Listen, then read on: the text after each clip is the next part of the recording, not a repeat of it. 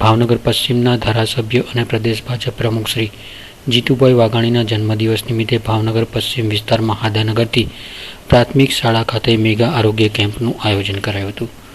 ગૌતમેશ્વર મહાદેવના સિયોરના મહંત શ્રી પરમ પૂજ્ય સ્વામી સ્વરૂપાનંદજીએ આ પ્રસંગે હાજરી આપી આશીર્વચન પાઠવ્યા હતા. આ તકે રાજકીય આગેવાનો, ઉદ્યોગકારો અને કાર્યકરો બહોળી સંખ્યામાં ઉપસ્થિત રહી જીતુભાઈને જન્મદિવસની શુભેચ્છા પાઠવી હતી.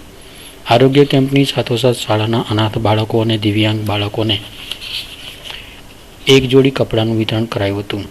સરટી હોસ્પિટલ, તાબીબાઈ આયુર્વેદિક હોસ્પિટલ અને વિવેકાનંદ હોમિયોપેથી હોસ્પિટલ તેમજ પીએનઆર સોસાયટીના સહયોગથી યોજાયેલ નિદાન કેમ્પના લાભાર્થીઓને વિનામૂલ્યે દવા પણ અપાઈ હતી. અમારા આશીર્વાદ છે. પછી રૂટીન થઈ જાય કઈ વાંધો નહીં, આ કરે. પણ આવા રંગભાઈનો જન્મદિવસ છે. દેશની ભારતીય જનતા પાર્ટીના વડા અમિતભાઈ સપ્તાહ દરમિયાન સેવા કેમ્પો થાય, દલિત કઈ રીતે અમે કાર્યક્રમો કરવાના છીએ, ત્યારે આપ સૌના આશીર્વાદ કે મને કાયમ મળતા એના છે. હું તમને મળતો હોઉં, ન મળતો હોઉં, પહોંચી શકતો ન પહોંચી શકતો હોઉં, હું બહાર હોઉં, પણ મારી નજર, મારું ધ્યાન હોય છે. કારણ કે આપ સૌના કારણે આજે સમગ્ર રાજ્ય અને દેશની અંદર મને સન્માન મળ્યું છે. ત્યારે આ સમગ્ર સન્માન હું આપ સૌને, સમગ્ર શહેરને, મારા મત વિસ્તારના લોકોને અર્પણ કરું છું. આપનો આભાર માનું છું. સંતોની હાજરીમાં આશીર્વાદ માંગુ છું. આપના આશીર્વાદ હજી પણ મને મળે.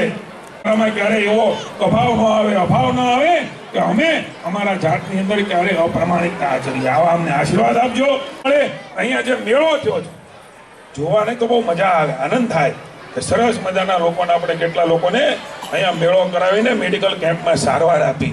પણ હું ઈશ્વર સોમનાથને, ગૌતમેશ્વર દાદાને ને સંતોને વિનંતી કરું છું, ગુરુજીઓને ચરણોમાં પ્રાર્થના કરું છું કે આવા મેળા કરવાની જરૂરત ન પડે. એ પ્રકારે ભગવાનના આશીર્વાદ મળે. જે દર્દીઓ અહીંયા દવા લઈ રહ્યા છે, સારવાર લેવા આવ્યા છે, એ એકવાર સારવાર લઈ જાય પછી ક્યારેય દવાખાનાનું પગથિયું ન ચડવું પડે. એવા પ્રભુ આશીર્વાદ આપે, એવો સ્વસ્થ સમાજ બને. નરેન્દ્રભાઈ હવે 5 લાખ કરોડ લોકોને 5 લાખ રૂપિયાનો વીમો